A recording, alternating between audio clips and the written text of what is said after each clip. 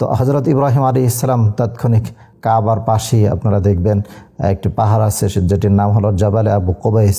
সেই জাবালে আবু কুবাইসের চূড়ায় উঠলেন। উঠে হজরত ইব্রাহিম আলাইহিস সালাম আজান দিলেন, হাইয়া আলাল হাজ বলে, হজের দিকে আসো বলে।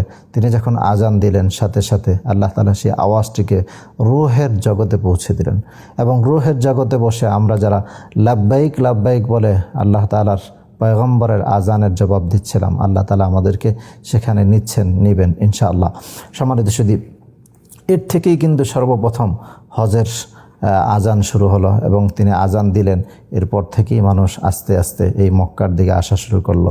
আজ পৃথিবীর সর্বশ্রেষ্ঠ জায়গা, এবং আমরা যদি লক্ষ্য করি তাহলে দেখা যাবে এই পৃথিবীর একেবারে মধ্যম জায়গা সেটি হচ্ছে এই বাইতুল্লাহ, কাবা ঘর।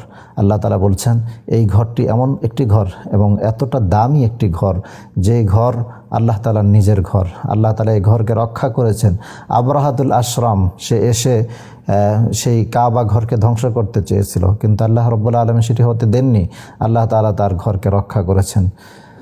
তো এই ঘর আল্লাহ রাব্বুল আলামিন পৃথিবীর সর্বশ্রেষ্ঠ বানিয়েছেন এবং সর্বপ্রথম ঘর ছিল, যদিও এটি হজরত নূহ আলাইহিস সালামের সময় মাটির নিচে পড়ে গিয়েছিল, বালুর নিচে পড়ে গিয়েছিল, কিন্তু তার পূর্ব থেকে এই ঘরটি আল্লাহ রাব্বুল আলামিন নির্মাণ করেছেন।